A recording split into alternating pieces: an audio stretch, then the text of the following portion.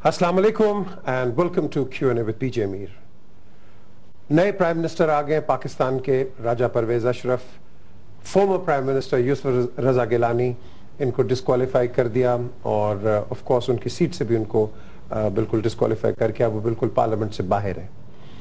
अब जो political spectators हैं उनके लिए एक तमाशा बन गया है कि गर्मियों में या सर्दियों में हमेशा सेल लगती है, तो आजकल वो कहते हैं कि अब सेल नई शुरू हो गई है और वो है लूट सेल प्राइम मिनिस्टर्स की। अब लूट सेल प्राइम मिनिस्टर्स की ये कब तक चलेगी और कब तक ख़त्म होगी इसका कोई टाइम है नहीं। यूजुअली एक जो सेल होती है वो मैक्सिमम 2 महीने चलती है और 2 महीने के बाद वो आप रूटीन पे चले जाते हैं।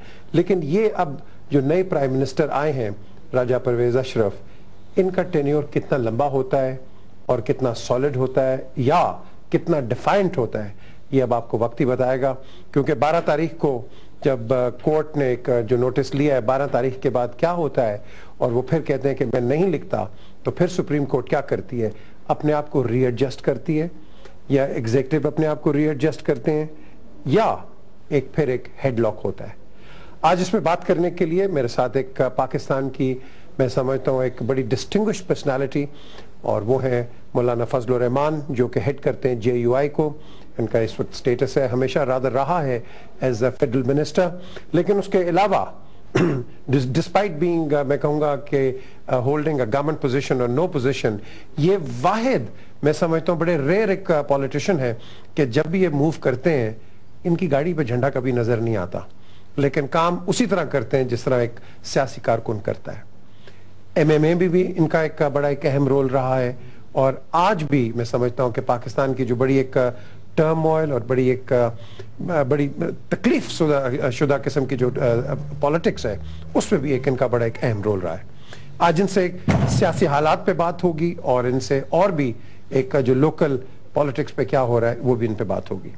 तो यहाँ मैं आपको अस्सलाम वालेकुम कहूँगा, और मौलाना साहब यही मैं आपसे पूछूंगा सबसे पहले कि गहराइयों में जाएं, हो क्या रहा है इस मुल्क को? बदकिस्मती से हमारे मुल्क को यकीनन मसाइल का सामना है।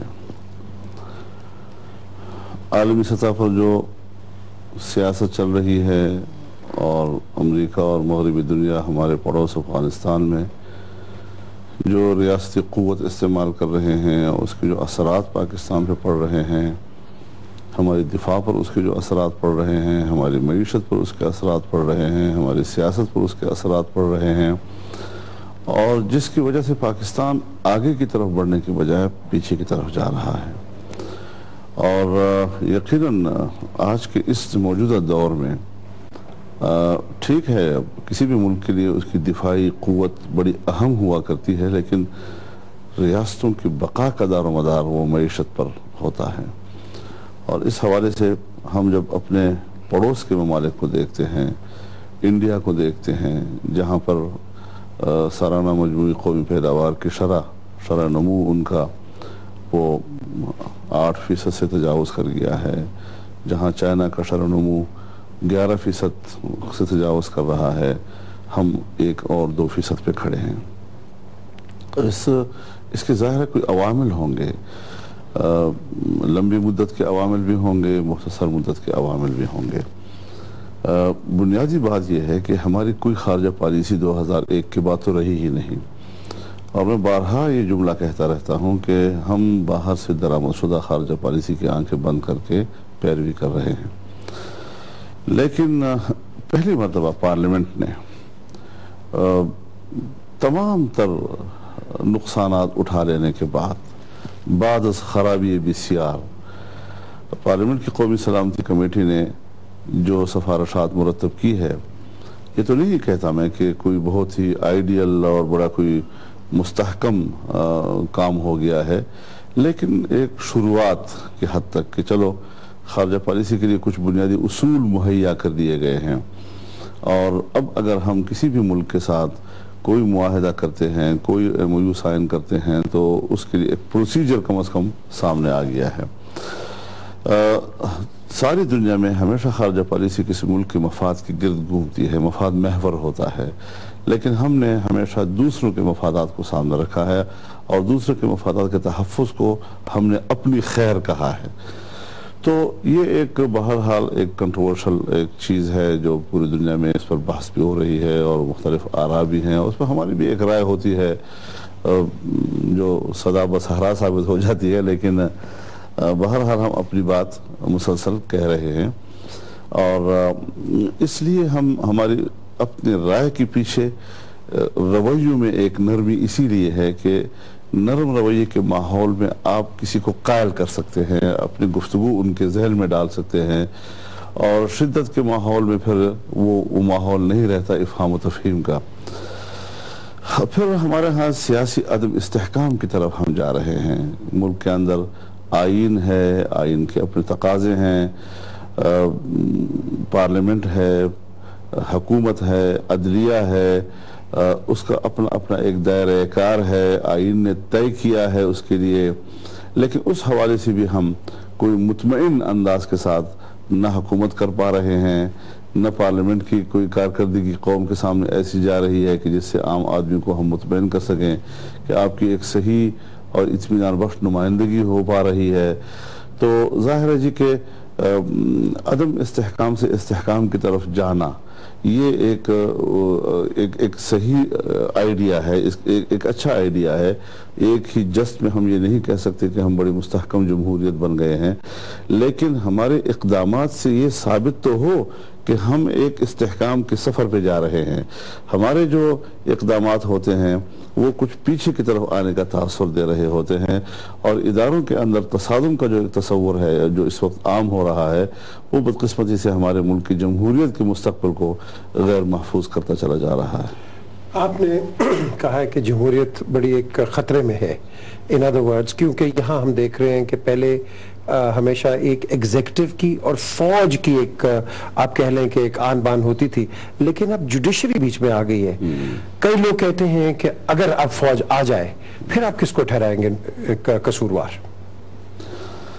دیکھیے، عوام اور حکومت، چونکہ حکومت عوام کی نمائندگی کرتی ہے، سیاستدان عوام کی نمائندگی کرتا ہے، تو عوام کا اور حکومت کا تو ایک دوسرے کے اوپر پرتو پڑتا ہے.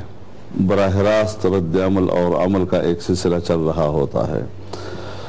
چنانچہ جب ملک میں حالات ایسے بن جائیں اقتصادی لحاظ سے، امن و امان کے حوالے سے، کہ عام آدمی کا اطمینان ختم ہوتا جا رہا ہو، تو ظاہر ہے کہ کسی بھی حکومت کے پاس اتنے زیادہ وسائل تو نہیں ہوتے کہ وہ ایک ہی لمحے میں پورے ملک کے تمام حالات کو ٹھیک کر دیں. لیکن پبلک کو اتنا تأثر ہونا چاہیے کہ حالات کی بہتری کی طرف سفر رواں دواں ہے. ایسے حالات میں جب ادارے، چونکہ سیاستدان ملک کو ٹھیک نہیں کر سکتا تا وقت کہ تمام ادارے تعاون نہ کریں، جب تمام اداروں کا سفر یکساں رخ پہ ہوگا تو باہمی تعاون بھی بڑھتا ہے اور پھر مواقع بھی مہیا ہوتے ہیں ملک کو بہتری کی طرف آگے لے جانے کا. لیکن تصادم کی صورت میں جب معاملات خراب ہوتے ہیں تو پھر عوام کا رد عمل اور ان کا جو غصہ ہوتا ہے وہ حکومت کے خلاف ابھرتا ہے.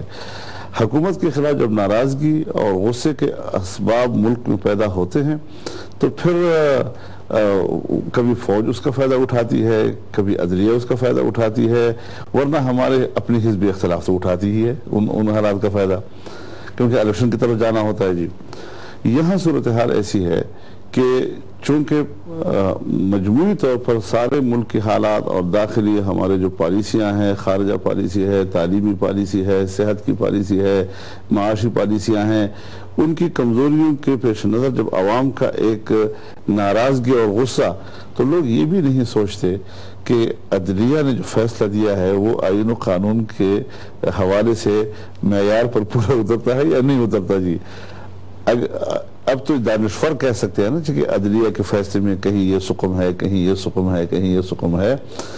اگر بالفرض ایسی صورتحال بن جائے کہ کھلم کھلا نظر آئے کہ عدلیہ کا فیصلہ بالکل ہی غلط ہے، تب بھی جو عام آدمی کی ناراضگی ہے وہ عدلیہ کو سپورٹ کرے گی، حکومت کو نہیں کرے گی، کیونکہ اس کا براہ راست ناراضگی کے جو اثرات ہوتے ہیں وہ حکومت کے خلاف ابھرتے ہیں. تو آج بھی صورتحال کچھ اسی طریقے سے ہے کہ جب عوام ناراض ہوتے ہیں تو اس کا فائدہ ہر ایک اٹھانے کی کوشش کرتا ہے. اچھا، اب یہاں جو آپ کہہ رہے ہیں فائدہ اٹھانے کی کوشش کرتا ہے، یہاں ہم دیکھ رہے ہیں کہ ایک ڈائریکٹ آپ کہہ لیں کہ ایک تصادم بیچ میں حکومت کے اور عدلیہ کے درمیان ہو گیا ہوا ہے.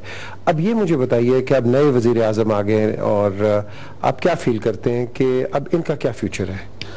دیکھیے، میں گزارش کروں، اگر تو ہے لڑائی، دشمنی اور ایک دوسرے کو نیچا دکھانے کا ایک جذبہ جو کہ ایک تاثر ہے، میں الزام کسی پہ نہیں لگا رہا، لیکن باہر ایک عام آدمی کی حیثیت سے ایک تاثر جو دنیا نے محسوس کیا ہے، اس میں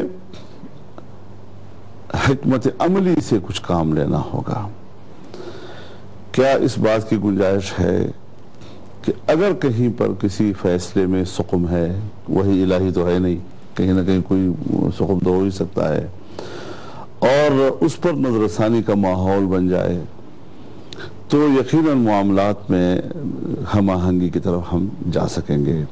اور اگر ہر ایک اپنی اپنی جگہ پہ کھڑا ہے کہ عدلیہ کہتی ہے کہ ہمارا فیصلہ ہے اس پر عمل کرو، اور حکومت کہتی ہے کہ آپ نے تجاوز کیا ہے، آپ انتظامی معاملات میں مداخلت ہے، تو ہم اس حد تک آپ کا فیصلہ نہیں مان سکتے. جی، یہ تصادم اور ٹکراؤ جو ہے، اس کا فیصلہ کون کرے گا؟ جی، لہذا اس حوالے سے معاملات اور خرابی کی طرف جا سکتے ہیں، اور یہی وجہ ہے کہ ہم نے پوری کوشش کی اس بات کی کہ ہم حزب اختلاف اور حزب اقتدار دونوں بڑی جماعتوں کو یہ سمجھا سکیں کہ ان حالات میں آپ ایک تیسری راستے کا بھی سوچیں اور ایک متبادل کا بھی آپ سوچیں، تاکہ اس راستے کو اختیار کر کے ہم مشکل سے نکلنے کے کوئی راستے تلاش کر سکیں. لیکن جے یو آئی کا کیا سٹینڈ ہے؟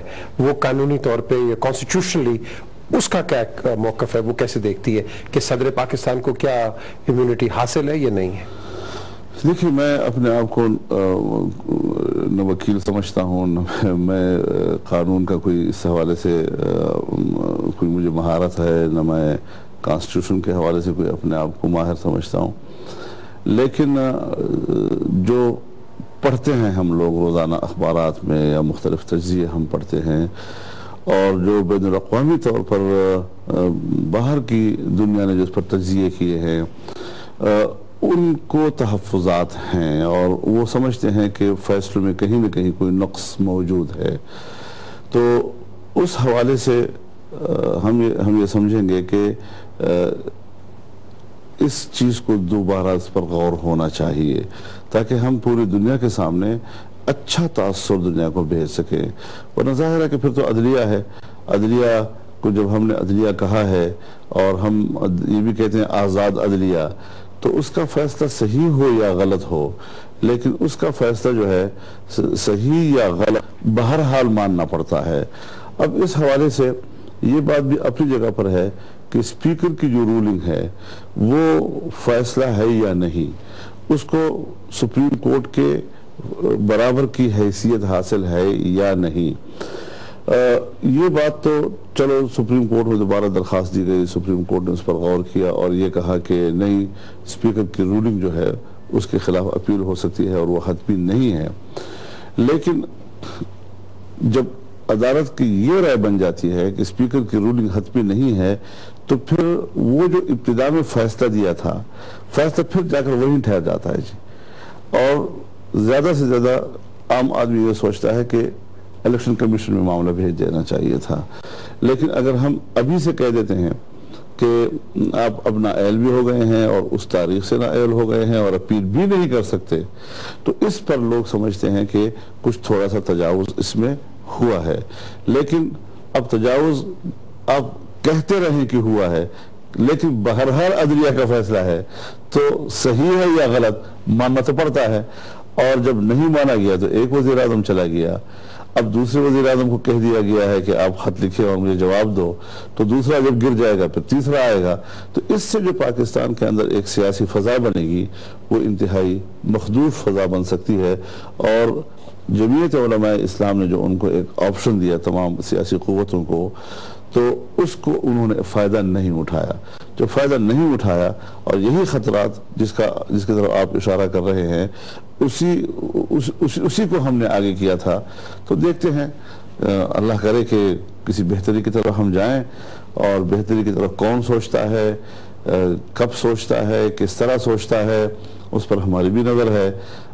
انشاءاللہ جو کوئی بہتری کی طرف سوچنے کے لیے لوگ سامنے آئیں گے تو یقیناً اس میں ہم بھی اپنا حصہ ڈالیں گے، تاکہ ملک کے مستقبل کو ہم اور ملک کی جمہوریت اور آئین کے مستقبل کو ہم محفوظ بنا سکیں۔ چلیں ہم اور بات کرتے ہیں، ایک بریک کی طرف چلتے ہیں۔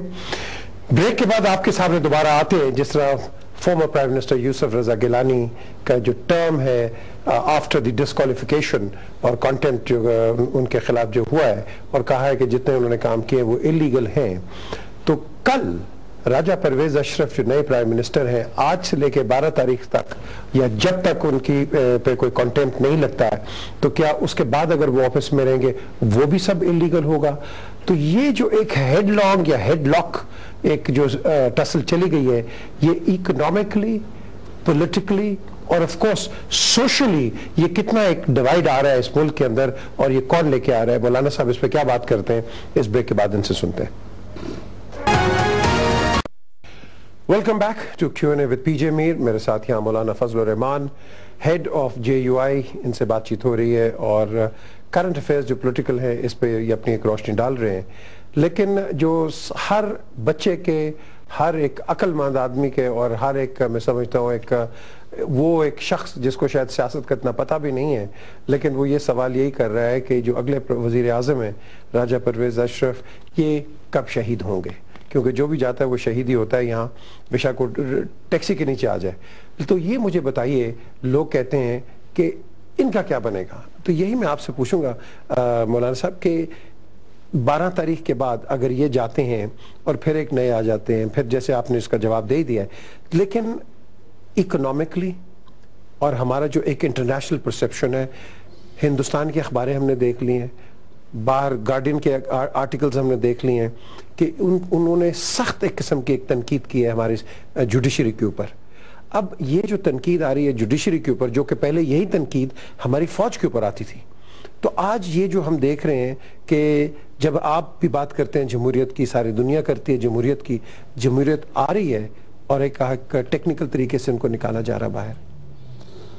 دیکھیے، میں اپنی نسبت عدلیہ کو، اپنی نسبت فوج کو، اپنی نسبت اسٹیبلشمنٹ کو، بیوروکریسی کو بہت ذمہ دار سمجھتا ہوں، اور ان کی ذمہ داری یقیناً بہت بڑی، اور انہی کی طرز عمل اور ان کی پالیسیاں اور رویوں پر ہی تقریباً ملک کا مستقبل کا دار و مدار ہوا کرتا ہے۔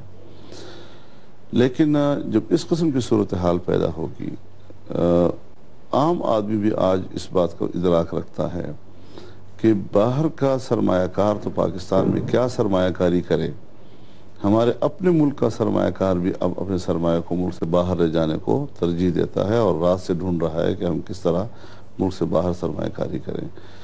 تو اس حوالے سے جب ہمارے ملک کی معیشت بیٹھ جائے گی، اور پھر اس کے بعد اگر آپ کے ہاں لوڈ شیڈنگ ہوتی ہے اور اس طرح گیس کی لوڈ شیڈنگ ہوتی ہے، تو آپ کی صنعتیں متاثر ہو جاتی ہیں، آپ کی پیداواری صلاحیت متاثر ہو جاتی ہے، اور پھر اس کے بعد جب آپ کی صنعتیں نہیں رہتی، کمزور ہو جاتی ہیں، تو پھر آپ کی جو زراعت ہے کہ وہ بھی اب اس وقت خطرے میں ہے، بے معنی کہ اگر انڈیا ہمارے دریاؤں پر بند باندھ لیتا ہے اور آنے والے مستقبل میں ہمارے لیے ایک زرعی بحران پیدا ہو جاتا ہے، تو وہ صرف زرعی بحران نہیں ہوگا بلکہ وہ اس کے ساتھ صنعتی بحران بھی وابستہ ہوگا، اور پھر اس کے بعد ہمارا جو دار و مدار ہوگا ملک کی معیشت کا، وہ صرف تجارت کے اوپر انحصار آ جائے گا، اور تجارت ظاہر ہے جی کہ جو قریب ترین آپ کے پڑوسی ملک ہیں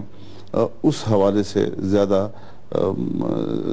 فائدہ مند ہوتا ہے، لیکن اگر آپ کے تعلقات اچھے نہ ہوں، یا انڈیا کے ساتھ آپ کے تعلقات اچھے نہیں ہیں، یا اگر آپ تجارتی معاہدے کرتے ہیں اور اس کو یہ معلوم ہو کہ پاکستان کا انحصار صرف تجارت پر ہے، تو پھر وہ بلیک میل بھی کرے گا اور اپنے شرائط پر آپ کو مجبور بھی کرے گا، اور ہم پاکستان کے مفاد کا تحفظ نہیں کر سکیں گے۔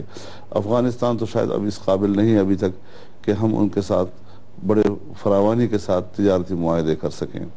ایران خود مشکلات میں ہے اور اس کا مستقبل بھی انتہائی مشکل سے دوچار ہے. تو اس حوالے سے ہمیں پھر یورپ پہ انحصار کرنا ہوتا ہے. ہم بڑا کہہ رہے ہیں کہ جی ایڈ نہیں ٹریڈ، لیکن اگر ٹریڈ کا انحصار ہمارا یورپ پر ہو یا افریقہ پر ہو تو وہ بھی پاکستانیوں کے لیے بہت مہنگا پڑتا ہے، اور وہ مجھے نہیں لگتا کہ کوئی زیادہ پاکستان کی معاشی بہتری کا ذریعہ بن سکے گا. لیکن بہرحال یہ سب چیزیں ان چیزوں سے وابستہ ہے. اگر ہمارا نظم ٹھیک ہے تو جب ہمارا آپس کا نظم، ہمارا تدبیر و انتظام، وسائل میں نظم و ضبط ہو، تب جا کر ہم ایک معاشی پالیسی بنا سکتے ہیں. ہمارے ہاں تو سرے سے وہ ضبط ہی موجود نہیں ہے کہ جس سے ہم، اب جب آپ کے وسائل میں نظم نہیں ہوگا تو پھر کرپشن بڑھے گی، اور اگر آپ کے وسائل میں نظم نہیں ہوگا تو پھر آپ بہتر بجٹ نہیں دے سکیں گے. اگر آپ بہتر بجٹ نہیں دے سکیں گے تو پھر مہنگائی بڑھے گی. تو یہ ساری چیزیں ایک دوسرے کے ساتھ وابستہ ہوتی ہیں اور ایک دوسرے کے ساتھ انٹرلنک ہوتی ہیں. تو اس حوالے سے یقیناً ہمارا جو مستقبل ہے وہ زیادہ روشن نہیں ہے. اگر ہم نے اس کو روشن کرنا ہے تو ہمیں کچھ اپنی سیاسی رویوں پہ نظر ثانی کرنی ہوگی. لیکن ایک اور جو چیز ہے مولانا صاحب وہ ہے کرپشن کا. آپ نے لفظ استعمال کیا، کرپشن تو بہت زیادہ ہے یہاں. اسی وجہ سے زیادہ ہے کہ کرپشن ایک بیماری ہے. میں اپنی سیاسی زندگی کی بات کروں گا کہ سن 1985 میں جس پارلیمنٹ میں ہم نہیں تھے، لیکن اس پارلیمنٹ کو رخصت کیا گیا کرپشن کی بنیاد پر. حکومتیں گھر بھیجی گئیں کرپشن کی بنیاد پر. حکمرانوں کو جیلوں اور عدالتوں میں گھسیٹا گیا کرپشن کی بنیاد پر. تو سن 85 سے لے کر اب تک اتنا لمبا عرصہ گزرنے کے بعد اسی ایک ہی بیماری کی وجہ سے حکمرانوں کو رخصت کیا جاتا رہا اور حکومتوں کو رخصت کیا جاتا رہا، پارلیمانوں کو جو ہے تالے لگتے رہے. کیوں اس کا علاج نہیں ہو سکا؟ اس کا معنی یہ ہے کہ ہمارے ملک کے اندر کرپشن، جس کا آپ لفظ جس کو کرپشن کہتے ہیں، یہی وہ چیز ہے کہ جب وسائل میں نظم نہیں ہوگا تو پھر چھینا جھپٹی ہوگی، اور چھینا جھپٹی میں پھر یہی ہوگا کہ ایک دوسرے کو ہم گالیاں دیتے رہیں گے اور ایک دوسرے کا منہ کالا کرتے رہیں گے، لیکن اس سے مرض کا علاج نہیں ہوگا. لہٰذا سیاسی طور پر تو آپ ایک دوسرے کے خلاف بطور ہتھیار کو اس کو استعمال کر سکتے ہیں، لیکن یہ کہنا کہ پھر مرض کا بھی علاج ہو جائے گا نہیں ہوگا. تو بنیادی طور پر یہ سوچنا ہے کہ ہم ملک کے وسائل میں نظم پیدا کریں، ہم ایک بہتر بجٹ لائیں لوگوں کے سامنے، ہم کرپشن کی جو بیماری کے اصل اسباب ہے اس کو کاٹیں، اور پھر آپ دیکھیں کہ ملک کے اندر کس طرح ایک خوبصورت معاشی نظام ابھر سکتا ہے. تو ہمیں اپنے مفادات کو سامنے رکھنا ہوگا، اور وہ پالیسیاں ہمیں اپنانی ہوں گی خارجہ پالیسی کے حوالے سے بھی، اقتصادی پالیسی کے حوالے سے بھی، کہ ہم پڑوسی ممالک اور بین الاقوامی برادری کے مفادات اپنے ساتھ وابستہ کر سکیں. جب تک ہم اس قابل نہیں ہوتے کہ آج کشمیر کے مسئلے پر آپ کی کیوں مشکلات ہیں، آج انسانی حقوق کے مسئلے پر کشمیر میں آپ کے لیے کیوں مشکلات ہیں، کہ بین الاقوامی برادری کے مفادات ہمارے مقابلے میں انڈیا سے زیادہ وابستہ ہیں اور وہ اس کا لحاظ رکھتے ہیں، اس کے ساتھ پنگا نہیں لیتے، اس سے ان کے مفادات مجروح ہوتے ہیں. ہم وہ مفادات دنیا کے اپنے ساتھ وابستہ نہیں کر سکیں کہ کوئی ملک فکر مند ہو کہ اگر پاکستان ناراض ہو گیا تو ہمارے لیے مشکلات پیدا ہو سکتی ہیں. تو یہ وہ چیزیں ہوتی ہیں کہ جس کو مرتب کرنا ہوتا ہے، اور جس کے بعد پھر ہم جا کر کسی ایک صحیح منزل پہ پہنچ سکتے ہیں. مولانا صاحب، سارا دار و مدار اس وقت اگر آپ لے لیں جو کہ ایک فیکٹ ہے کہ صرف ایک آدمی کے اوپر ٹارگٹ کیا جا رہا ہے، غلط ہے صحیح ہے وہ وقت بتائے گا. اور میاں نواز شریف کہتے ہیں کہ جو $60 ملین پریزیڈنٹ آصف زرداری پہ انہوں نے چارج لگایا ہے کہ سوئس بینکس میں ہے یا جہاں بھی ہے اس کو واپس لے کے آئے. اب یہ جو ایک کنٹینیول ایک ٹارگٹ ایک آدمی کو کیا جا رہا ہے جو کہ 11 سال پہلے پروو نہیں ہو سکا اور آج اس کو پروو کرنے کی کوشش کر رہے ہیں، جبکہ وہ ایک صدر پاکستان بن گئے. ایز این آرڈنری سٹیزن بھی نہیں پروو ہوا، بٹ ایز اے صدر پاکستان ان کو جو ٹارگٹ کیا جا رہا ہے. اب یہ سچویشن اگر آپ پرائم منسٹر ہوتے آپ کیا کرتے؟ دیکھیے، ہر ایک کی اپنی ترجیحات ہوتی ہیں. کوئی نظریاتی سیاست کر رہا ہوتا ہے، کوئی پھر صرف اقتدار کی سیاست کر رہا ہوتا ہے. جس وقت مسلم لیگ کی حکومت تھی، پیپلز پارٹی کے خلاف انہوں نے مقدمے بنائے اور پھر صدر مملکت بھی ان کے مخالف ہو گئے لغاری صاحب، اور اس چھتری کو بھی انہوں نے جب حاصل کر لیا، لیکن جب مشکلات یکساں آئی اور دونوں جو ہے جنرل مشرف کی ماشاء اللہ کا نشانہ بن گئے، تو آندلیب مل کے کرے آہوزاریاں والا منظر بن گیا، اور پھر ایک دوسرے سے معافیاں تلافیاں بھی ہوتی رہیں، اور ہم مل کر لڑیں گے، معاہدے کرتے رہے اور COD پہ دستخط ہوتے رہے۔ یہ بھی ایک دور ہے جو گزرا ہے اس حوالے سے۔ لیکن آج میں ایک سیاسی کارکن ہوں جی، اور صورتحال کو بڑے قریب سے دیکھ رہا ہوتا ہوں جی۔ ہمارا جو میڈیا ہے نا جی، معاف فرمائیے، وہ بھی کسی کو ایک جگہ پر ٹکنے تو نہیں دیتا نا جی۔ اگر آپ ایک معقول سیاست کرتے ہیں اور یہ سوچتے ہیں کہ سیاست ایک امانت ہے اور قومی امانت ہے، اور میں نے اس کا صحیح استعمال کرنا ہے، اور میں نے اختلاف اس طرح نہیں کرنا کہ جو دل میں آئے میں صرف گالیاں ہی دیتا رہوں اور اس پر انتہا پسندانہ موقف اختیار کرتا رہوں، تو پھر کہتے ہیں جی آپ تو کوئی اس بھی اختلاف نہیں کر رہے، آپ تو کوئی مذاق کر رہے ہیں، آپ تو فرینڈلی اپوزیشن ہو گئے ہیں، لگتا ہے اندر سے تم دونوں ملے ہوئے ہو، اور کوئی نہ کوئی ایک نیا سیاستدان ابھر کر پھر پبلک میں یہ کہنا شروع کر دیتا ہے، اس کو مجبور کر دیتا ہے کہ وہ واپس انتہائی ایک سخت رویت کی طرف واپس جائے، اور اپنے سے وہ دھبا دھونے کی کوشش کرے کہ مجھے کوئی اپنا ان کے ساتھ اندر سے ملا ہوا نہ کہے، کوئی اس کو دوست نہ کہے۔ یہ چیزیں جو ہمارے ہاں آتی ہیں، یہ پھر دباؤ کے تحت سیاست کہلاتے ہیں جی۔ تو مسلم لیگ بھی کچھ ان حالات میں ایک دباؤ کے تحت سیاست کر رہی ہے، ورنہ کبھی آپ نے دیکھا ہے کہ صوبے کا حکمران وہ عوام کے ساتھ سڑکوں پہ ہو اور عوام گراؤ جلاؤ کریں، گھروں کو آگ لگائیں، MNAs کے گھروں کو آگ لگائیں، اور صوبائی حکومت کہے کہ بالکل ٹھیک کر رہے ہیں جی؟ تو یہ تو میں سمجھتا ہوں کہ ایک جرم کے زمرے میں آتا ہے جی۔ کم از کم عام لوگ کر سکتے ہیں، لیکن جس کو پاس ایک عہدہ ہے اور جس کے پاس منصب ہے اور جس کے پاس ایک آفس ہے، وہ اس حد تک جائے کہ جی لوگ آگ بھی جلائیں اور سڑکیں بھی توڑیں، اور وہ صرف اس بنیاد پر کہ ایک مشکل تو ہے۔ اب لوڈ شیڈنگ جو ہے یہ صرف ایک پنجاب کی مشکل تو نہیں ہے جی، کہ ایک پارٹی کی وہاں اگر حکومت ہے تو وہ تو رد عمل دکھائے، لیکن دوسرے صوبوں میں تو یہ مسئلہ ہے کہ وہاں ایسی صورتحال کیوں نہیں بنی جی؟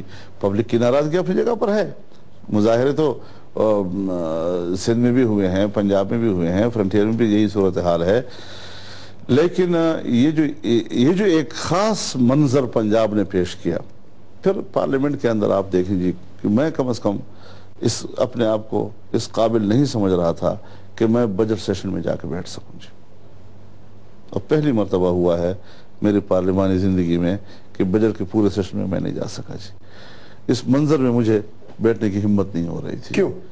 یعنی جس جو صورتحال تھی، کوئی شریف آدمی تو وہاں نہیں بیٹھ سکتا تھا جی، اور دل گردے والے تھے جو لوگ بیچارے اندر بیٹھے ہوتے تھے جی۔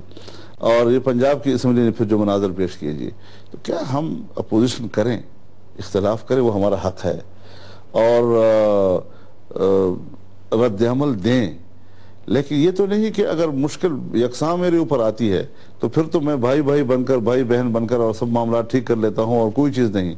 پھر جب ایک وقت ایسا آتا ہے کہ یہ دوبارہ مسئلہ اٹھ جاتا ہے اور اس میں وہ دیکھتے ہیں ہاں ابھی فوج کی بھی سپورٹ مل رہی ہے، ابھی ہمیں عدلیہ کی بھی سپورٹ مل رہی ہے، اور پھر اس مسئلے کو ایک جذباتی رنگ دے دیا جائے تاکہ کوئی دوسرا جو ہے اس کو جذباتی نہ بنا سکے اور پبلک کی ہمدردی میں گین کروں۔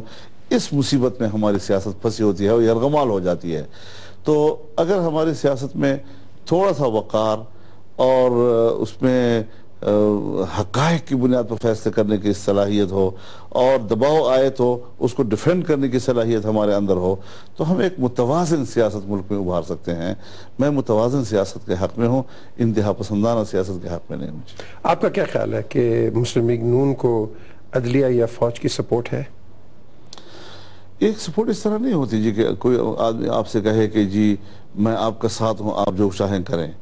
موڈ دیکھنا ہوتا ہے، تو مجھے پتا ہوتا ہے کہ آپ کا موڈ ذرا فلانے آدمی کے خلاف تلخ ہے، اس کا میں بھی فائدہ اٹھا لیتا ہوں جی۔ تو یہ تو پھر صحیح بات نہ ہوئی نا جی۔ تو پیپلز پارٹی کی حکومت کوئی آئیڈیل نہیں ہے ہمارے لیے۔ پیپلز پارٹی کی پالیسیاں ناکام ہیں، کمزور ہیں، اس نے ملک کو کچھ نہیں دیا، لیکن ہم صرف پیپلز پارٹی کی حکومت کو کیوں دیکھیں؟ ہم نے تو ملک کی مجموعی جو سیاسی نظام ہے اس کو بھی دیکھنا ہے۔ اگر ہم اس شدت میں پھنس جائے تو پھر ہم نے ماضی میں تجربات کیے ہیں کہ پھر نہ ایک رہتا ہے نہ دوسرا رہتا ہے جی. اس سے ہمیں اپنے آپ کو بچانا چاہیے اور ہمیں اپنی طرف سے کوئی بہانہ مہیا نہیں کرنا چاہیے کسی بھی قوت کو کہ وہ آئے اور کہے کہ جی اگر میں نہ پہنچتا تو پھر تو خون خراب ہو جاتا. جس طرح وہ دو چڑیا آپس میں کہیں لڑ رہی تھی نا, تو بلی نے آ کر دونوں پر حملہ کیا, جھپٹا اور وہ کھا گیا اور پھر اپنے مونچھوں کو تاؤ دینے لگی کہ اگر میں نہ پہنچتی تو خون خراب ہو جاتا. بڑی اچھی آپ نے یہ دیا ایک ایگزامپل. لیکن یہ مجھے بتائیے کہ اس وقت جو مسلم لیگ نون ہے, آپ اس کا فیوچر کیا دیکھتے ہیں؟ کہ کئی کہتے ہیں کہ فیوچر بڑا ڈارک ہے, کئی کہتے ہیں بڑا برائٹ ہے, کہ وہ کیونکہ آج میاں نواز شریف صاحب تو بڑا کلیئرلی کہہ رہے ہیں کہ ہم اس سے بہتر کریں گے جو کچھ بھی ہو رہا ہے. خدا کرے بہتر کرے. مسلم لیگ نون سے مجھے کوئی ایسی پرخاش نہیں ہے. وہ ایک مسلمہ ایک سیاسی قوت ہے پاکستان کی, اور عوام کی ایک بڑی آبادی ان سے وابستہ ہے, اور اس وابستگی کا مجھے احترام کرنا چاہیے. جس طرح میں اپنے لیے اور اپنے سیاسی عمل کے لیے باہر سے احترام کی خواہش رکھتا ہوں, ہم بھی دوسرے کا احترام کریں. اور مسلم لیگ نون جو ہے اس کو ایک طویل عرصہ ہو گیا ہے میاں نواز شریف صاحب کی قیادت میں سیاست کرنے کا, اور اس کو عوام کی ضرورتوں کا, ملک کی ضرورتوں کا, بین الاقوامی صورتحال کا ادراک ہے. لیکن یقیناً جہاں پر میں سمجھوں گا کہ کسی پارٹی کی سیاست میں توازن متاثر ہو رہا ہے تو اس پر اپنی رائے دینا یہ اپنی دیانت کے مطابق سمجھتا ہوں. ورنہ تو بہرحال مسلم لیگ نون ملک کی ایک سیاسی جماعت ہے, ایک مسلمہ سیاسی جماعت ہے, اور میری خواہش یہ ہوگی کہ جن لوگوں کے ساتھ پبلک وابستہ ہے یہ لوگ پبلک کو مایوس نہ کریں, اس کو اور آگے بڑھائیں اور بہتر پوزیشن لیں. لیکن اب مسلم لیگ نون نے تو کافی لوٹے بھی تو آ گئے ہیں. یہ آپ اس کو لوٹے کہتے ہیں, میں سمجھتا ہوں ہمیں بعض ایسے الفاظ جو کہ تھوڑی سی اس میں توہین کا ایک پہلو آتا ہے, میں نہیں استعمال کرتا وہ الفاظ. میں ذرائع تفنن ان لوگوں کو سیاسی خانہ بدوش کہتا ہوں کہ وہ جو موسم کے مطابق جو ہے وہ خیمے اٹھا کر کہیں چلے جاتے ہیں. یہ بدقسمتی سے پاکستانی سیاست کی ایک ایسی روش ہے کہ جس پر آپ جتنے بھی تبصرہ کریں لیکن یہ طبقہ خانہ بدوش طبقہ اس سے متاثر نہیں ہوتا. چلے اور بات ہوتی ہے, بریک کی طرف چلتے ہیں. بڑی انٹرسٹنگ بات کی ہے, میں نے کہا کہ یہ لوٹے جو پھر کے ادھر ادھر چلے جاتے ہیں, مولانا صاحب کہتے ہیں کہ نہیں یہ موسمی خرابی کی وجہ سے ادھر ادھر ہو جاتے ہیں. جس طرح فنی خرابی کسی چیز میں ہوتی ہے تو یہ وہ ایک طبقہ ہے خانہ بدوش. لیکن اور بات ہوتی ہے پاکستان کی سیاست پہ اور پاکستان کی فیوچر پالیٹکس کے اوپر. مولانا فضل الرحمان کیا بات کریں گے اس بریک کے بعد.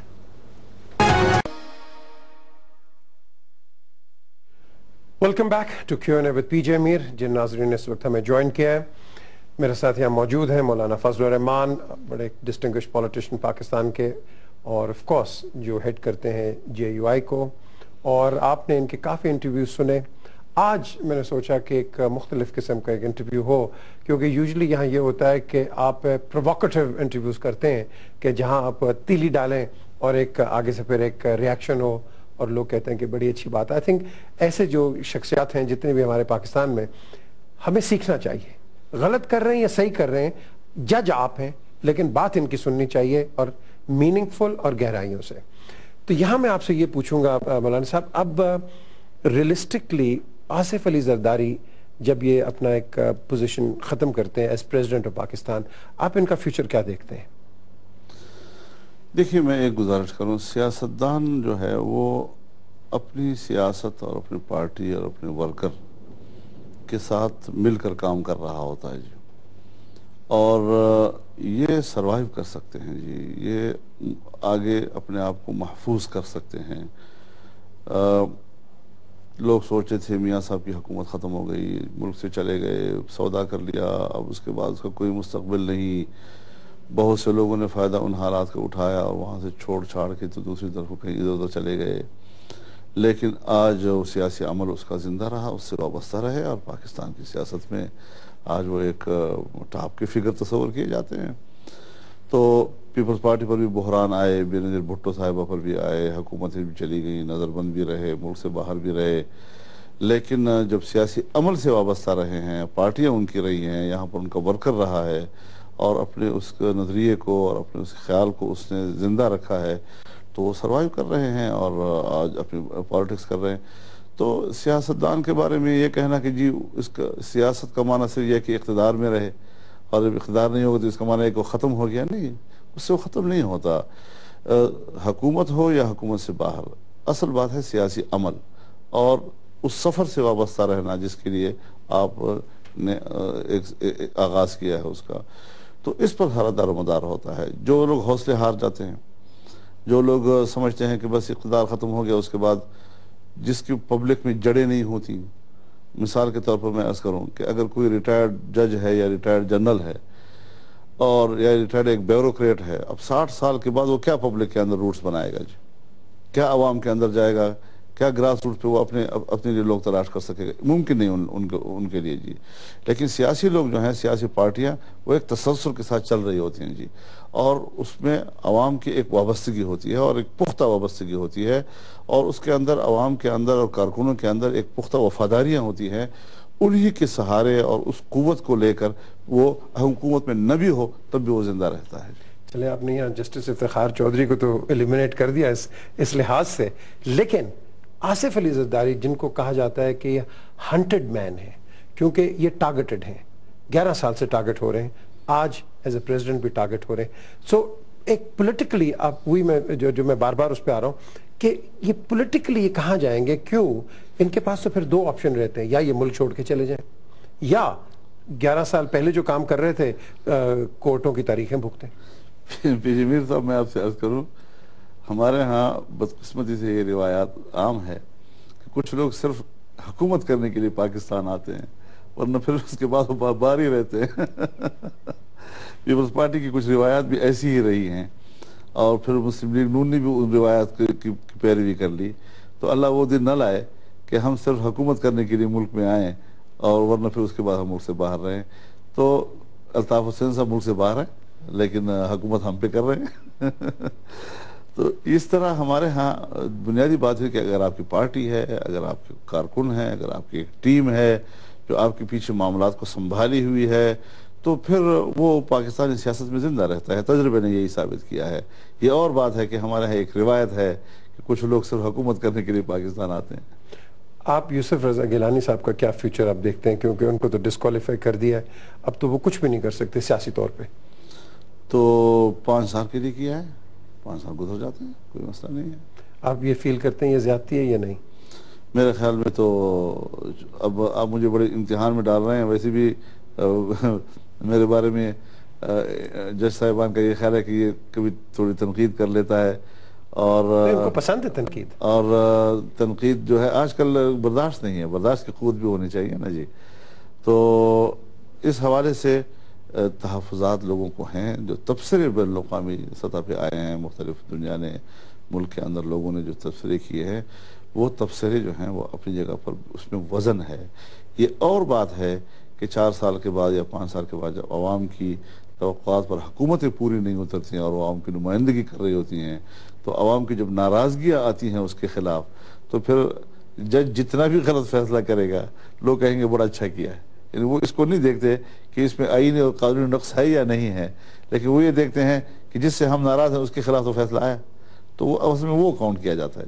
اچھا مولانا صاحب، آپ کتنے دیکھتے ہیں اس وقت، بیکاز یہ ہیڈ لاک تو ہے، اب کتنے وزیر اعظم دیکھتے ہیں کہ شہید ہوں گے اور اس سیل کے اندر؟ میرے خیال میں اگر تو یہ ایک سلسلہ چل پڑتا ہے تو اب دیکھیں 12 تاریخ کو دیکھتے ہیں 2 یا 3 وزیر اعظم؟ نہیں، 12 تاریخ کو ہم نے یہ دیکھنا ہے کہ کیا کوئی بیچ کا راستہ نکلتا ہے یا نہیں.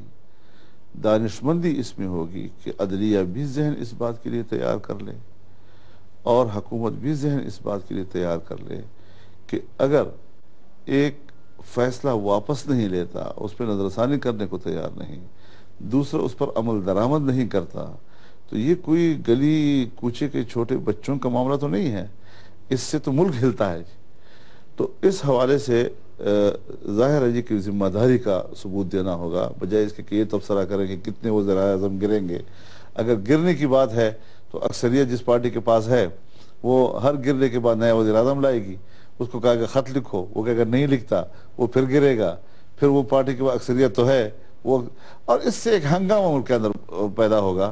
تو اگر ہنگامہ رائے کی طرف لے جانا ہے تب بھی اداروں کا اختیار ہے، اگر کسی اعتدال کی طرف لانا ہے تب بھی ان کا اختیار ہے۔ پھر آپ کیا کرتے ہیں کہ اس سیناریو کے اندر جو آپ بتا رہے ہیں اس کے اندر تو پھر ایک ہی الٹرنیٹیو ہے کہ آرمی اندر آتی ہے؟ میں اسی لیے اس میدان میں کودا تھا اور اس نظریے کے ساتھ کہ ہماری جو بدنظمی ہے یا ہمارے درمیان جو ایک اداروں کے درمیان ایک تصادم کی کیفیت پیدا ہو گئی ہے، کوئی غیر جمہوری قوت اس کا فائدہ نہ اٹھائے۔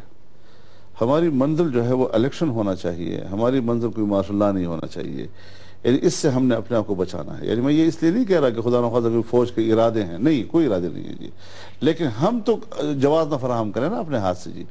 تو اس حوالے سے یقیناً ہم نے اپنے دماغ سے سوچنا ہے اور اپنی توانائی اس پہ صرف کرنی ہے کہ کیا صورت ہو سکتی ہے کہ ہمارے ہاں پشتوں میں ایک مثال ہے کہ پہاڑ جتنا بھی اونچا ہے سرے پر کہیں نہ کوئی راستہ ہوتا ہے جی۔ تو وہ راستہ تلاش کرنا، اس پر ہماری توانائی صرف ہونی چاہیے، اور اگر ہم بالکل اندھے ہو جاتے ہیں اور کوئی دوسرا راستہ تلاش نہیں کرتے تو پھر تو حادثات اور حادثے پہ حادثہ اور حادثے پہ حادثہ، اس حادثات کا کسی کو فائدہ نہیں پہنچے گا۔ کوئی شخص یہ سمجھے کہ میں نے فتح حاصل کر لی اور دوسرے کو میں نے مار دیا، یہ ملک کو تباہ و برباد کر دے گا۔ اور یہ جو عوام کی ناراضگی ہے وہ حکومتوں اور سیاستدانوں کے ساتھ رہتی ہے، کل کسی اور پارٹی کی حکومت آئے گی، سال ڈیڑھ سال کے بعد اس میں عوام کی ناراضگی شروع ہو جائے گی جی، اور دو تین سال کے بعد عروج پہ بھی پہنچ جائے گی جی۔ لیکن وہ اپنے نمائندوں کا اور عوام کا معاملہ ہوتا ہے۔ اب اپنے نمائندوں اور عوام کے درمیان تلخی آ جائے، اس کو کوئی تیسری قوت استعمال کرے اور اس کا فائدہ اٹھائے، یہ ناجائز بات ہے جی۔ تو آپ کیا فیل کرتے ہیں کہ یہ جو آپ نے ایک انالیسس دی ہے، تو پھر جو پاکستان میں جو الیکشنز ہیں انسٹیڈ آف 5 سال کے، آپ فیل کرتے ہیں کہ اس کا ایک ٹرم کم کر دیا جائے؟ میں تو کہتا ہوں ٹرم اور بھی بڑھ جائے جی، بڑھ جائے؟ یعنی اس میں 5 سال تو ٹھیک ہے، آئی نہیں ہے نا، میں اس پہ کوئی رد و بدل نہیں کر رہا، لیکن دیکھیے یہ حکومتیں کرنے کے لیے ہوتی ہیں، کچھ کرنے کے لیے، کچھ نہ کرنے کے لیے نہیں ہوتی جی۔ لیکن کچھ چیزیں حساس ہوتی ہیں جس کو اگر آپ نے پبلک کے نوٹس میں دے دیا اور پبلک اس ایک دو نقطوں کے اوپر کھڑی ہو گئی آپ کے خلاف، تو 100 آپ کی بہتری جو ہے اس کو نظر انداز کر دیں گی جی۔ یعنی یہ ایک سیاست کا ایک حصہ ہے۔ لیکن سوال بنیادی یہ ہے کہ حکومتیں بڑے فیصلے کرتی ہے ملک کی ترقیات کے حوالے سے، منصوبوں کے حوالے سے، پالیسیوں کے حوالے سے، بین الاقوامی تعلقات کے حوالے سے۔ اگر تھوڑے ٹرم پر حکومتیں تبدیل ہوتی رہیں گی تو اس میں کنٹینیوٹی نہیں رہتی، پھر تسلسل ختم ہو جاتا ہے اس کا جی، اور تسلسل جب نہیں رہتا تو کمزوریاں آتی ہیں جی۔ لہذا لوگ یہ تو سوچتے ہیں کہ یہ فلانا چہرہ مجھ پر 5 سکتا ہے، اس چہرے کو تبدیل ہو جانا چاہیے، لیکن یہ نہیں سوچتے کہ وہ جو پالیسیاں بناتا ہے بین الاقوامی اب میں موجودہ حکومت کو ناکام کہتا ہوں، بین الاقوامی تعلقات کے حوالے سے کوئی بہتر کارکردگی بھی سامنے نہیں آئی ہے۔ ہاں کچھ چیزوں میں ہم سمجھتے ہیں کہ پیش رفت ہوئی ہے، لیکن حکومتوں کا کام یہ نہیں ہے، حکومتوں کا کام ہے کچھ کرنے کا، بڑے فیصلے کرنے کا، بین الاقوامی تعلقات میں استحکام پیدا کرنے کا، ملک کے اندر ترقیاتی کام، لوگوں کو روزگار فراہم کرنے کا۔ ترقی جو ہے کسی کے نوکری دینے کا نام نہیں ہے، ترقی عام آدمی کو روزگار کے مواقع مہیا کرنے کا نام ہے، اور وہ ہوگی ترقی سے جب آپ کو ملک ترقی کرے گا اور ملک میں پیداوار کی قوت بڑھے گی اور لوگوں کو مواقع ملیں گے کہ وہ اپنے روزگار پھر کمائیں۔ کسی کو سرکاری نوکری دے دینا اور چپڑاسی بنا لینا یہ ایک فرد کے ساتھ تو بہتری ہے، لیکن اس کو ملک کی اکانومی کی بہتری سے تعبیر نہیں کیا جا سکتا جی۔ تو یہ چیزیں تب ہو سکتی ہیں جب کسی کے پاس تھوڑا وقت ہو۔ اور بہت سے لوگ ہیں کہ ہاں بہت سے ملک ہیں جن کے پاس 5-5 سال ہوتے ہیں اور ٹھیک کام چل رہا ہے، لوگ اس کو دوبارہ بھی دیتے ہیں، 10-10 سال حکومت کر لیتے ہیں وہ جی، اور آگے بڑھتے ہیں اور بہتر انداز سے آگے بڑھتے ہیں۔ تو پالیسیوں کا تسلسل جو ہے اور جو آپ کے فیصلے ہیں اس پر تسلسل، یہ ایک مستقل مسئلہ ہے، اس کو بھی میں سمجھتا ہوں کہ زیر بحث آنا چاہیے۔ تو ہر حکومت کرنے کے لیے ہوتی ہے، 98 کام بھی وہ کرے، لیکن 2 کام ایسے ہوتے ہیں کہ جس پر پبلک کی نظر آ جاتی ہے اور اسی پہ لوگ فیصلہ کرتے ہیں کہ تو کامیاب ہے یا ناکام ہے۔ یہاں تو خیر بہت سی چیزیں گنی جا سکتی ہیں، جیسے میں نے عرض کیا کہ 2001 سے نہ ہماری خارجہ پالیسی ہے نہ ہماری معاشی پالیسی ہے، اور جب خارجہ پالیسی بھی نہیں ہے اور معاشی پالیسی بھی نہیں ہے تو آپ تجارت کہاں سے کامیاب تجارت کر سکیں گے؟ آپ بین الاقوامی مفادات اپنے ساتھ کیسے وابستہ کریں گے؟ تو ملک کو اگر چلانا ہے تو ملک کے لیے آپ کو بڑے ذہانت کے ساتھ اور زیرکی کے ساتھ، گہرائی کے ساتھ اصل امراض کو تلاش کرنا ہوگا، اور اس کی بہتری کے لیے کچھ برداشت ایک دوسرے کو کر کے ہم نے مل کر ہی چلنا ہوگا. اکیلے ایک قوت کے بس میں بات نہیں ہوتی. اچھا، جب معاشی پالیسی کی بات کرتے ہیں تو جب Shaukat Aziz as prime minister آئے، اکنامکلی پاکستان بہت آگے تھا، IMF پروگرام سے بھی باہر آ گیا تھا اور آگے بڑھا. اب آج 16 وزراء جو کہ PMLQ کے ہیں یا PML کے ہیں، وہ آج آئے ہیں اس نئی گورنمنٹ کے اندر. آپ فیل کرتے ہیں کہ یہ اسی تیزی سے یا اسی لیول کے ساتھ پرفارمنس کریں گے جیسے کہ ملک کو اوپر لے کے گئے تھے اس وقت؟ نہیں، میں اس طرح نہیں سوچتا جی. میرے صاحب یہ اس طرح نہیں ہے. جب بھی فوج کی حکومت آتی ہے پیسہ بڑھ جاتا ہے. کیوں بڑھ جاتا ہے جی؟ اکانومی کیوں بہتر ہو جاتی ہے جی؟ جب بھی عوامی حکومت آتی ہے کیوں گر جاتی ہے جی؟ یہ مرض مجھے بھی نہیں جاتا کہاں یہ کہاں پر مرض ہے جی. یعنی یہ کیا ایک چیز ہے کہ یکدم سے ایک عمارت کھڑی ہو جاتی ہے اور پھر ایک ہی رات میں عمارت گر بھی جاتی ہے جی. یہ اس چیز کو سمجھنے کی ضرورت ہے. اس کا معنی یہ ہے کہ پاکستان کے اندر مواد ہے، پوٹینشل ٹھیک ہے یہاں پر جی، لیکن کچھ پیچھے وہ قوتیں، سیاستدان تو جی وہ جو 10-15 لوگ جس کو قوم منتخب کر کے بیچ میں کھڑا کر دیتی ہے تو پبلک کو 15-20 لوگ نظر آتے ہیں، لیکن اس کے پیچھے جو بیوروکریسی ہے، جو ادارے ہیں، جو ملک کو چلانے والے ہیں، جن کے پاس دفتر ہیں، جو ایک ایک چیز کو سیٹ کرتے ہیں، وہ قوت تو عوام کی نظر میں نہ ذمہ دار ہے نہ عوام کو جواب دہ ہے. اور اسی پہ دار و مدار ہوتا ہے کہ وہ کسی حکمران کو کامیابی کی طرف لے جائیں اور کسی حکمران کو کھائی میں دے اور وہ راستہ ان کو دکھا دیں. تو یہ اس پہ صرف سیاستدان کو نظروں میں رکھنا، اس پر نظر مرتکز کر دینا اور اسی کو آپ مدار سمجھے کہ کامیابی اور ناکامیوں کا نہیں. اصل چیز ادارے ہوتے ہیں کہ ادارے آپ کو کس قدر کوآپریٹ کرتے ہیں. جب ایک ڈنڈے والا آتا ہے تو سب سیدھے ہو جاتے ہیں اور سب کوآپریٹ کرنا شروع کر دیتے ہیں جی. اور جب کوئی عوامی قسم کا آدمی ہو جو ذرا تسلی کے ساتھ اور ذرا ہنس بک کے بعد اس کو پھر وہ تو یہ ایک اہم سوال ہے کہ کیا وجہ ہے کہ جب کوئی سخت ڈنڈے والا آتا ہے تو پھر پاکستان میں پیسہ بھی آ جاتا ہے اور ایک ہی رات میں آ جاتا ہے جی. اور جب اس کے بعد تو یہ جو معاملات ہیں، کیونکہ اسٹیبلشمنٹ ہے، سول ہو یا ملٹری ہو جی، اور وہ ملک کے آفس کو چلا رہے ہوتے ہیں اور تسلسل سے چلا رہے ہوتے ہیں جی، اور ایک سسٹم کے تحت چلا رہے ہوتے ہیں جی. اصل حکمران وہ ہوتے ہیں. لیکن جب عوام کی آپ نے نمائندگی کے ساتھ حکومت کرنی ہوتی ہے تو ٹھیک ہے، اس کے سر پہ ایک سیاستدان آ کے بیٹھ جاتا ہے اور وہ ہدایات دے رہا ہے. اب اگر نیچے کی دنیا اس کے ساتھ تعاون نہ کرے تو کیا ہو سکتا ہے؟ تو اس کا مطلب ہمارا پولیٹیکل سسٹم ایک فیلئر ہے، جو پولیٹیکل اور جو عوامی سسٹم ہے وہ فیلئر ہے. ظاہر ہے جی. دیکھیے انڈیا ہے نا، بیوروکریسی کو 100% یقین ہے کہ مارشل لا نہیں آئے گا، فوج نہیں آئے گا، ڈنڈے والا نہیں آئے گا، یہی میرا حکمران ہے، میں نے اسی کے ساتھ چلنا ہے، اسی کو میں نے سپورٹ کرنا ہے. تو پھر اس کے بعد جو حکمران کی عقل و دانش ہوتی ہے وہ کام کرتی ہے. اور یہاں وہ نہیں ہے. ایک طرف عقل و دانش کی کمی ہے، ایک طرف تعاون کی کمی ہے. اس کو ہم کیسے ٹھیک کریں؟ اس کے لیے تو ظاہر ہے جی کہ رجال کار چاہیے جی. برداشت کرنا ہوگا، جو کام کے لوگ ہیں ان کو برداشت کرنا ہوگا جی. بہت نہیں ہو گئی؟ بہت ہو گئی جی. ہم تو کہتے ہیں 64 سال میں آپ کس طرح لوگ دنیا کو بتا سکتے ہیں کہ ہم ایک 18 کروڑ کی بڑی زبردست مضبوط قوم ہیں جی. ہمیں سیاستدانوں پہ اعتبار کرنا چاہیے. یعنی ظاہر ہے جی اس کے علاوہ تو کوئی چارہ نہیں ہے جی. یعنی سیاستدان کے ساتھ پارٹی ہوتی ہے، پارٹی کے ساتھ عوام ہوتے ہیں، اور حال یہ ہوتا ہے ایک تعلق ہوتا ہے، اور دوسری طرف اس کے لیے اس کے سامنے مشکلات ہوتی ہیں. وہ تو اس کی مشکلات کو کم کرنا چاہیے. میں جب کبھی میٹنگ کرتا ہوں اپنے ملک کے ایکسپرٹ کے ساتھ تو ایک درخواست کرتا ہوں ان کے سامنے کہ آپ مشکل کو حل کرنے کی صلاحیت بھی رکھتے ہیں اور حل شدہ مسئلے کو پیچیدہ بنانے کی صلاحیت بھی رکھتے ہیں. ازراہ کرم یہ اپنی توانائی اس طرف استعمال کریں کہ جس سے مشکل ہو تو وہ حل ہو جائے. تو یہ ہمارے ملک کے پورے نظام کی ذمہ داری ہے. تمام وہ لوگ جو ملک کو چلا رہے ہوتے ہیں وہ اپنے آپ کو ایک جسم تصور کریں کہ ہم ایک پاکستانی ہیں، ہم ایک جسم ہیں، اور جسم کے تمام اعضاء اگر یکساں طور پر تعاون نہیں کریں گے تو پھر بیمار جسم کہلاتا ہے. Final question, deputy prime minister اب پاکستان کے کہہ رہے ہیں کہ اب ڈپٹی پرائم منسٹر بھی آگے ہیں. اب یہ مجھے بتائیے کہ اس میں ایز ڈپٹی پرائم منسٹر آپ کیا فیل کرتے ہیں؟ یہ ایک پازیٹیو رول ہے؟ باقی ملکوں میں بھی ہوتے ہیں. اس میں صرف یہ کوئی آئینی مسئلہ نہیں ہے. آئین میں کوئی سینئر منسٹر اور ڈپٹی پرائم منسٹر کا نہیں ہے جی.